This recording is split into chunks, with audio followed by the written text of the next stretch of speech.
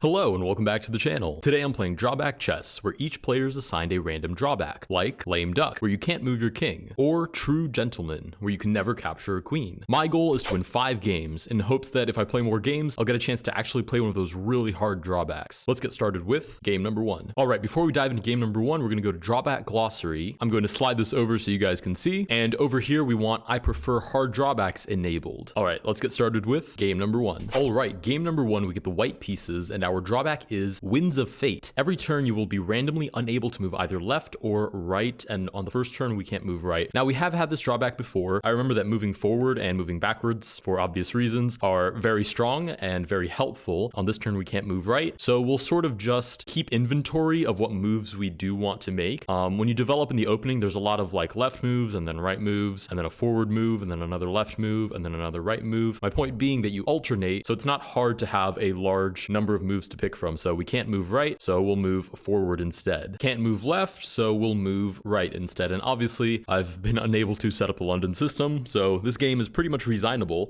but we'll still give it a try. We can't move right on this turn, so we'll move left, and it should still be pretty possible to get a decent set of developing moves out on the board. We get pawn to d5 by the opponent. We can't move right, so we'll just make a waiting move. It's really not the end of the world, and the opponent doesn't seem to be playing super aggressive either. Okay, they do castle. This time we can't move left, and I'm really fighting the temptation to play h4, h5, and just go for a kingside attack. Because the thing is, the opponent has some sort of drawback. I'm just gonna play it. I don't know what it is, but I'm sort of willing to gamble. Maybe this is the dice chess kicking in, but I'm sort of willing to gamble that I'm going to be able to have a successful attack because they have a drawback and don't think that I'm gonna play super aggressively. So on this turn, I can't move left, but I can always move forward. So even the defending rook is a guarantee. They play g5 to close up that attack. So this is a relatively good player of some kind. I could sack the knight at some point, not right now because I can't move right, but there are ideas of like h6, h7. I just don't think that's super concrete. We'll make another waiting move, just a4, waiting around, dilly-dallying. We get b6 by the opponent. They're steadfast on just sort of developing their pieces. I have to respect the commitment to just playing principal chess. This time we can't move right. Oh, and I've just realized every turn you will randomly be unable to move either left or right, so I can't predict left and then right and then left and then right. Well, that kind of changes things a little bit. Let's play b3. Now I have a left move and a right move that I want to make, so it doesn't really matter which one I get. I can always make the other. The problem is when the moves start to sort of bottleneck, like now really bishop to b2 is really something I want to do because I've now weakened these dark squares. d4 doesn't have a whole lot of support, and that bishop there is kind of critical, but now I can't move left. So bishop b2 still isn't possible. They're putting pressure on this pawn. Maybe I can still hold on to it, but it's a very, very iffy position. Might as well play bishop d2 so we at least have somebody on the knight. And the problem is if we're going to have this much tension in the middle of the board, eventually the opponent will be able to find a way to capture, even if it's just accidentally, where I won't be able to take back because of my Winds of Fate. So I think that's even more argument to go for an attack on the king side. So let's just go for it. Oh, I can't move right. Okay, we can't go for it quite yet, but I can long castle. If we're gonna risk it, we might as well risk it. I know that I've moved these pawns, and typically castling into a empty position with nobody there to defend you is not a great idea, but I'm willing to risk it. We'll take back with this pawn. We've now uncovered the bishop that can also sack on g5. Of course, we've now dropped the pawn on d4 as well, but if it isn't clear by my choice to castle, that is really not my biggest concern at the moment. Okay, the knight takes back. That does target the queen, so I'm going to take back just to say that I did with tempo. Almost guaranteed the bishop will recapture, and now we can't move left, which is actually fine. I could sack the bishop right now should the pawn take back. There's queen g4. Truth is, there's not a lot of meat to that attack, but it just looks scary enough that it might be worthwhile. Let's do this. Oh, I can't move left. Actually, let's do this. f4. Instead of sacking the bishop so willy-nilly, I mean, I thought there were some ideas of like bishop to h7, sacrificing to then take back the bishop and then bring the rook in, but it's so convoluted and starts diluting the position of pieces so quickly that I think we should go with something a little more concrete. Nice. Now we have queen takes e6, completely for free on the board, so I think that was a good call. Just put a little more pressure on the opponent's position without trading off when you quite literally need all of those attacking pieces. Okay, I can't move to the right. This is a pretty bad move to not be able to move to the right, but I can just play knight b5, moving to the left. I'm really running low on moves that I would even want to make to the left, so at some point I might even have to start wasting tempo by moving backwards and forwards until I can make the moves that I do want to make. Okay, we get bishop to c8, which boots the queen, and I can't move to the right. So instead of moving my queen into the position and potentially offering a trade, I'm going to move her all the way back to e2, and maybe eventually she can reroute her way into the attack. Although exactly how that's going to happen is very unclear to me at the moment. The opponent does have this threat to deal with, so we should have the tempo on the next turn, right? They play knight to c6, c6 to defend the bishop, and we can't move left, but we can move right, so we might as well start opening up the king side. Now, either the king will be exposed from the left side, or they will recapture with this pawn, and now we can give check. It's a supported passed pawn. The bishop does sort of a job of clearing the path as well, and we get king to h8, trying to brute force block the pawn from entering. On this turn, we can't move left, but we can move right, so I think it's a good time to bring in the queen. The idea is relatively self-explanatory. We move her onto a light square to move her onto another light square to be supported by a light squared bishop to give checkmate on a light square.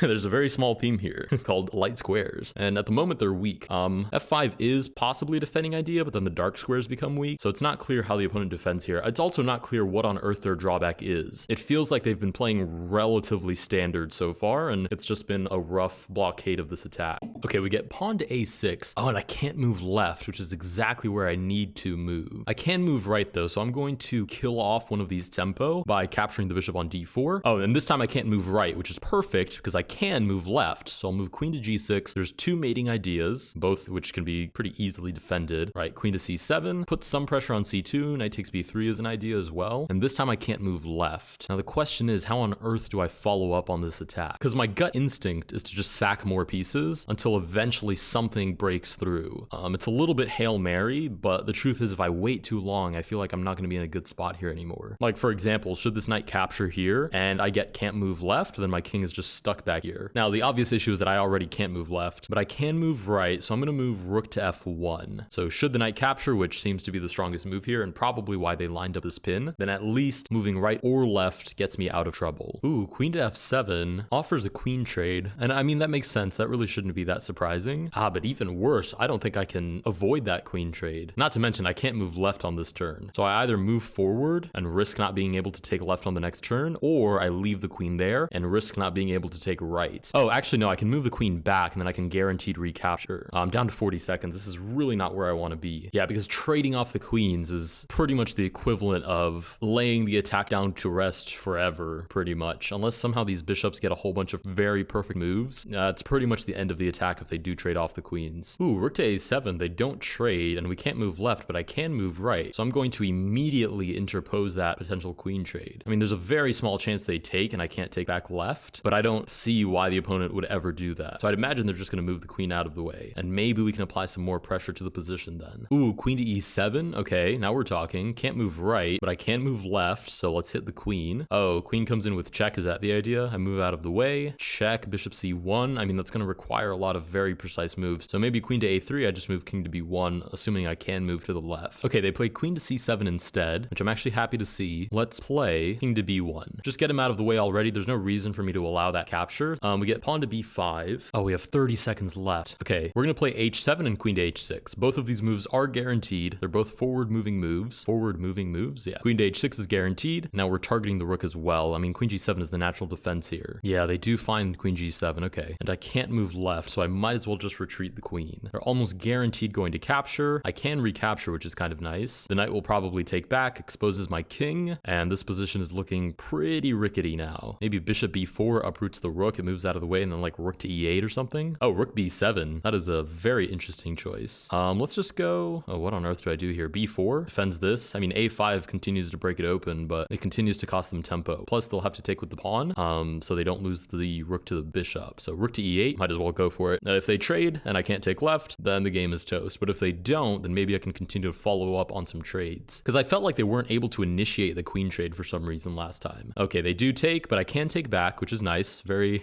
saving grace sort of moment. And then maybe if I like sack the bishop and then play queen to e8, all will be well. Okay, I can't move left. I actually think moving forward is best here. Again, they're probably going to take with the pawn, so they don't lose the rook to the bishop, even though that's not a guaranteed capture for me. Nice. Let's go. Oh, I can't move left. You've got to be kidding me.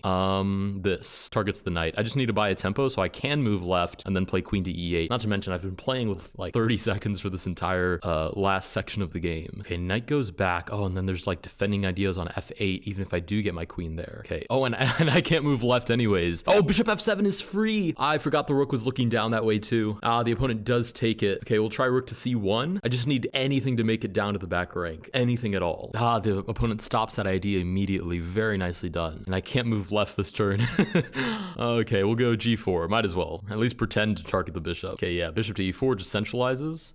Queen back, I guess. Still can't move left, so still fighting fighting for not really anything specific. Yeah, knight to f4 centralizes the knight. I can't move right, but I can move left. I'm going to continue to sort of massage the position. Oh, knight to d3. I'm going to continue to massage the position until I lose more material. Oh, they play rook to c8, so somehow that doesn't happen. We'll play king here. I mean, knight d3 still works because there were there were 2 pieces before, and then I threw in a bonus piece for the opponent. Yeah, knight to d3 grabs just about the entire position. If only there were some way that I could figure out what the opponent's drawback was. Yeah, the knight takes, king back. There's the discovered check, but they haven't seen it up until now, so maybe they won't see it. Maybe they'll just play like check and then I can move back. Oh, they do see it. Okay, and I can only move left, which pretty much guarantees they're going to play rook to a8, and with all of these pieces covering, that's actually mate. Yeah, they do. Rook to a8 gives check. There's nowhere safe for my king to move. Might as well throw in a Hail Mary check just to see if anything funny happens, but almost guarantee they're going to capture my king, and that will be game over. Okay, we did lose that game. Let's go ahead and pop up the info board. All right, you lost. Your opponent took your king. Your opponent's drawback was Thunderdome. The middle 16 squares are the Thunderdome. Once your pieces enter the Thunderdome, it can't leave unless it's the only piece. Oh, wow. So actually, I could have moved my king to b3 or to b1 because the bishop and the knight wouldn't have been able to leave the quote-unquote Thunderdome, so they weren't actually covering any squares. That would have been so hard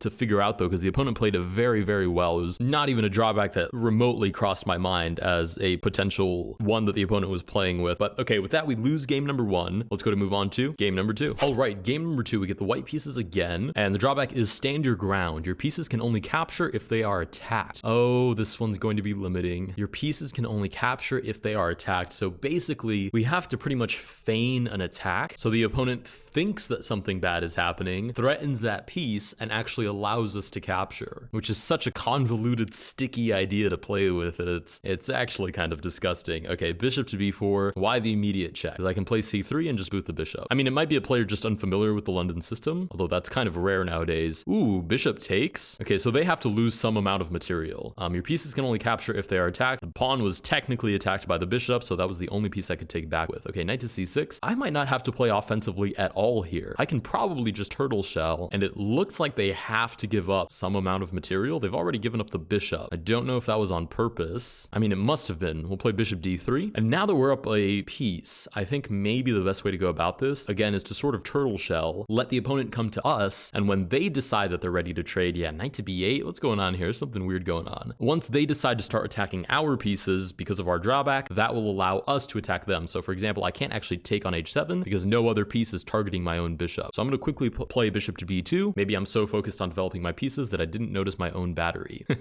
Coming from me is spectacular. We'll play h4 and let's get this attack going. We are up a piece. The opponent has now had to give up a bishop for some reason. So I think we're in a pretty good spot here to get an attack going. Okay, we can take because our pawn is technically attacked. This pawn takes back. Let's go ahead and castle long. Obviously, I don't want my king on the king side where I'm going to try and let all hell break loose. We get king to g7. Let's go for the doubling of the rooks. Even though they don't actually do anything, if the opponent thinks they do something and starts playing defense, then we're sort of achieving our goal anyways. Okay, what's going on here? They've now moved their king twice. They moved their knight twice. They gave up a bishop from the get-go. Rook to f7. Maybe that was intentional. Maybe rook to h8 didn't feel good to them, so they did this maneuver instead. But it's a little suspect, if I'm being honest. Okay, let's go knight to e4. Again, I can't actually do anything. So like knight to g5 would be a bad idea, because if for whatever reason they left that there, I wouldn't be able to take. So I want to make more subtle moves that sort of bring more pieces into the attack. Right, h5 is nice because I was never actually threatening to take. My rook is not attacked, so I couldn't, but the opponent doesn't know that, so they continue to open up their position. Let's go ahead and place this knight here now. The rook has the ability to move to g7, and the question is, how do I bring more pieces into this attack where maybe I can actually start creating some real threats? Ooh, I have an idea. I'm actually going to reroute this knight back, because I'm going to go for knight d2, knight c4, knight to e5, which seems like a really long way to go, but that way my knight is actually seen by another piece, and then I'm actually threatening g6. Not to mention it buys me some tempo, because I'm down to a minute 30, the opponent is only at 2 minutes, and truth be told, I can't actually make any real threats until the opponent comes to me. So waiting around for just a hot second while I'm up a piece anyways is probably in my best interest. We'll play knight to e5. Bishop takes, which attacks my queen, which means I can take back. I'm even getting the vague notion that the attack is sort of not useless, but unnecessary at least. If I can just stand my ground and make sure that I get good trades, then I think I'm in a good spot. Okay, we'll take on c6. This will probably make checkmating a little bit tricky at the end. Okay, why the opponent's not taking back? This is like an automatic no-brainer move, so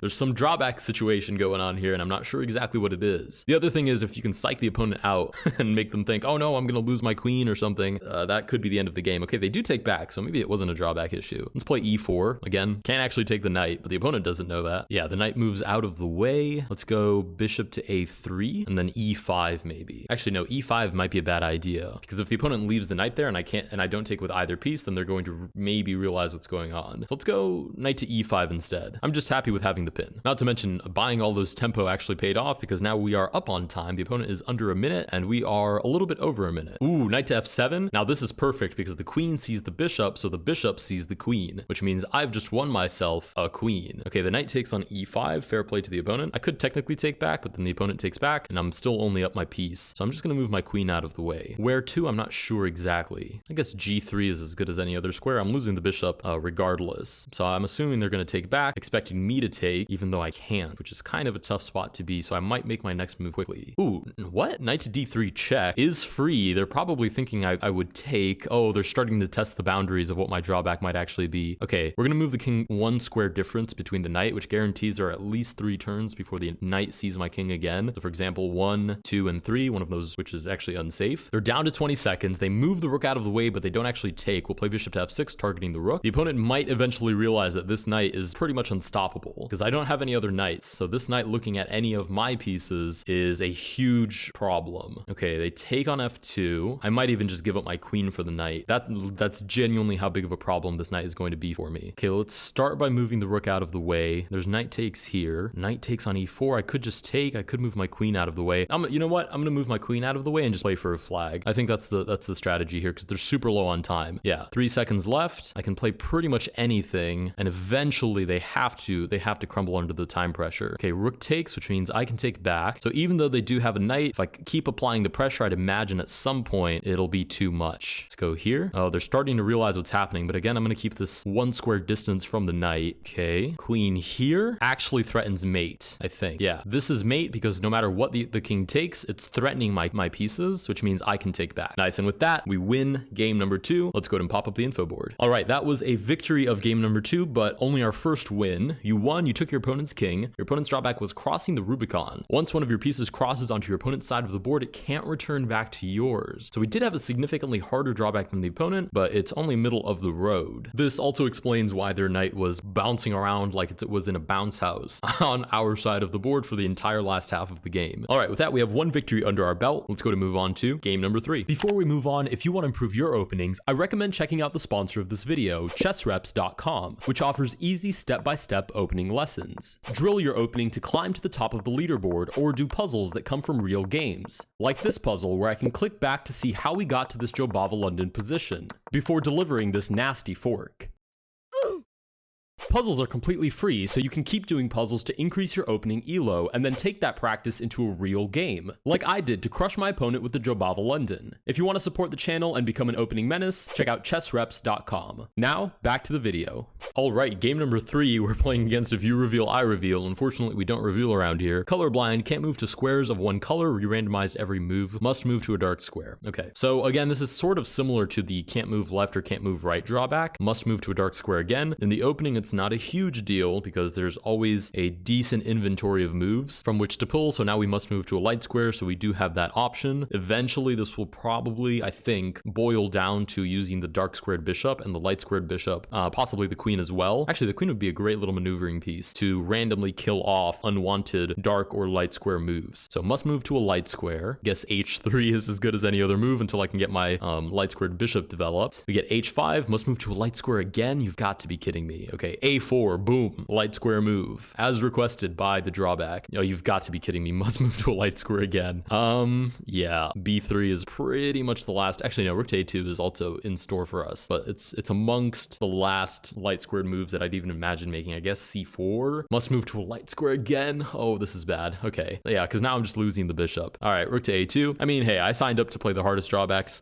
in the entire glossary, and here we are doing it. Oh my goodness, is this random? What are the odds I get must move to? Some Somebody in the comments below tell me, what are the odds that I get must move to a light square this many times in a row? The craziest part is the only options I have are e4, g4, c4, and queen d3. And luckily c4 is like loosely a saving grace. But after that, any light square move loses material. e4 loses a pawn, g4 also loses a pawn because this pawn is pinned by this rook after this pawn takes. Queen d3 and queen c2 both lose a queen, and rook c2 also loses a rook. We get knight to a6. Finally, we must move to a dark square. We'll play e3 to target the bishop, and now we've unlocked pretty much infinite light squared moves with the bishop. Thank goodness. Now the thing is, trades are a really scary thing here, because if I offer a trade and then get told I have to move to our dark square, that's it. The trade is toast. Ooh, we get pawn to c5. Oh, okay, wait a minute. Hold on, the opponent has a hard drawback too, because their bishop is under attack and they played c5. Now I have to move to a light square, so I'm going to take on d5 anyways. Oh, wait a minute. There's something going on here. Queen to a5, must move to a light square. You'll never guess what color this diagonal is. Oh, that's so bad. Okay, bishop b5, might as well try and counterattack, but there's a really good chance they just take the king. Oh, you've got to be kidding me. Okay, with that, we lose game number 3, but I'm very curious to see what on earth even happened there. Let's go ahead and pop up the info board. All right, you lost. Your opponent took your king. Your opponent's drawback was moving day. At the start of moves 21 and onward, your pieces can't be on your home row. Oh, that's why they were just throwing pieces out willy-nilly. Again, we did get a very hard drawback. That's exactly what we wanted to get, but holy smokes, when you actually have to play it and you're like thinking maybe you have a chance, it's kind of heartbreaking to get your king put in check and then realize the game is over. But okay, we're now 1 for 3. We definitely have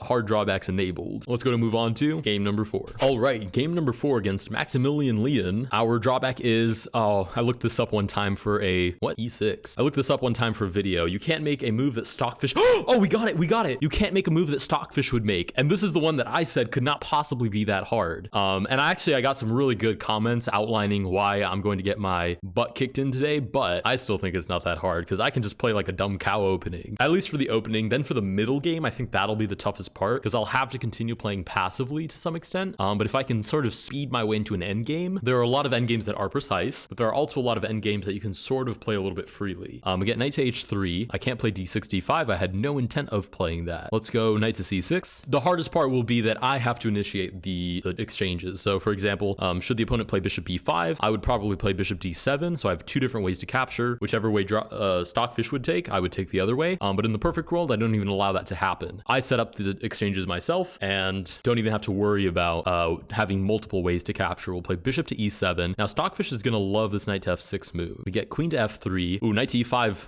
I love knight to e5 too. That's a great move. We'll play knight to f6. Now that knight to e5 is the best move, we get knight to g5. Are they actually looking for a trade already? I guess knight to e5 here is probably the best move. It's kind of like free Stockfish too a little bit, isn't it? It's like Stockfish tells you what the best move is, and then one move later, it's like the second best move, but you're like, okay, knight to e5. What on earth? Okay, the best move obviously is taking the queen with check. That's a no-brainer. The next best move is also obviously taking the knight. I don't really know why they sacked the knight. I'm going to assume their drawback is genuine doo-doo. Okay, we can't take the bishop on c4. No worries, I'm already up a piece. So why don't I go ahead and castle? I'm literally playing with Stockfish enabled. This has to be some form of cheating. Okay, I can't take on c4. That's literally a non-issue for me. I'll play anywhere else. There's knight to c6, although that allows d5, which is kind of uncomfortable. There's knight g6 and there's knight f7 as well. Let's do knight g6, I think, right? Knight g6. As long as I have a whole bunch of pieces, there's always going to be multiple different ways to address any given. Oh, that's actually the move that I was going to make as a waiting move. We get bishop to g5. It's a very thematic idea to just kill the pin sooner rather than later. Now, if I play here, they'll probably trade. If I take back with the bishop, actually, I won't be able to take back with the bishop. That's what Stockfish would probably play. Okay, we'll make a waiting move. We're down to 1:20. They have like double the time that we do, and we're already up a piece. So there's no reason for me to sit around and loosen my time up even more. Oh, I can't play this capture. Interesting. Ooh, okay, this is pretty bad actually. Knight d5, should they take? I don't even know if I want to play this. Should they take? Stockfish will probably let me take back with the knight. Okay, knight d5. Knight d5 it is. I'm already down to a minute. I think this is Ichthyophobe. The more I've been sitting here staring at it, I know actually I should probably be staring at the board, but the more I've been staring at this, I'm pretty sure I remember this being Ichthyophobe. Okay, I can't play e7 to g5. That's okay. I should be able to take like this. I want them to sort of capture so I can take back with the knight and then have 2 different ways to capture the knight on d5. So if they take, I always have, it'll probably be with the pawn, but I'll always have a way to take back. Oh, bishop goes back. I can't play here, which is completely fine. I'll take the bishop instead. I'm up material, so I want to trade, but that also means Stockfish wants to trade, which means now I can't trade rooks. All right, well, that's how that goes. We'll play d5 and at least kill off this weakness, even though this is still a weakness. If the opponent doesn't have a way to attack it, I mean, is it really a weakness? We get bishop back to d3, we'll play bishop d6. Again, there's 10 different ways to recapture the rook, so no fear there. Play queen d7, and with any luck, eventually the opponent makes a move that, like bishop takes g6, for example. We get knight to d2, where the best move would be, or rather the best move would be to take back so I can make an intermediate trade. Let's go queen to g5. I'm a little hesitant to attack. Yeah, knight to f3, because I can't make the best move ever. But the thing is, something like queen to h6 wouldn't have even occurred to me. I would have never played queen to h6 in a million years, but it might be the best move. So eventually, if we get a critical position where there's like one really good move, I might be in a tough spot. Okay, king shuffles over. I could just sack, to be honest. I mean, taking back would probably be the best move, or maybe queen to h3. Oh, I'm super low on time. 24 seconds. You have to be kidding me. Waiting move. We'll just make a waiting move. It's gonna be what it's gonna be. Yeah. Ooh, free piece. Don't mind if I do. Oh, if they take back though, the best move is definitely taking with the queen, which I won't be able to play. We'll see. We took it with such confidence that the opponent didn't even notice. Okay, we'll take back with the queen now and then play rook to f8. So we will. Oh, rook back. Nice. 2 different ways to recapture. 18 seconds though is so bad. Probably taking with the queen will be best, so I should be ready to take back with the pawn. Ooh, we can double the rooks. Nice. Now taking here will always be best. Nice. I can take back, but if I allow the opponent to initiate the trades, we're looking at some really good moves here. Queen to e4 is nice and solid. Rook to g2, e5. 2 different ways to capture, still fine. Opens up the bishop. Nice. We'll go ahead and take back. Like bishop g4 there. Why on earth would, oh, bishop f3. Yeah, Stockfish is giving me ideas though. I'm literally playing with Stockfish on, and it's part of the game. I don't mind if I do. Okay, rook to f1 is obviously the best move, but there's so many different attacking ideas here that I don't think I have to play the best move to be better. Ooh, queen takes d5. Oh, no, it's happening. Okay, bishop back. We'll play defense. Okay, king to f7 is not the best move, so I can play it. Oh no, I think the opponent is, the opponent might be figuring out what's happening. But if they ever take somewhere that's defended twice, then I'll be okay. Okay, king shuffles over. We're back on track. Queen takes e3 is check. I always have another threat that I can pile on, so I might still be okay. Rook to f2. Oh, queen takes f2 is not the best move, so I can still play that. Nice, this is good. This is very good. This is not the best move, so I can play that. Ooh, queen to f7. Ooh, queen to f7 is free. Queen to f7 is free. Nice, 12 seconds left, but I can finish this off. There's no way I can't. This has to be totally doable. Check. I just have to give them like 10 different checks, and then I'm fine. Check again. Just check.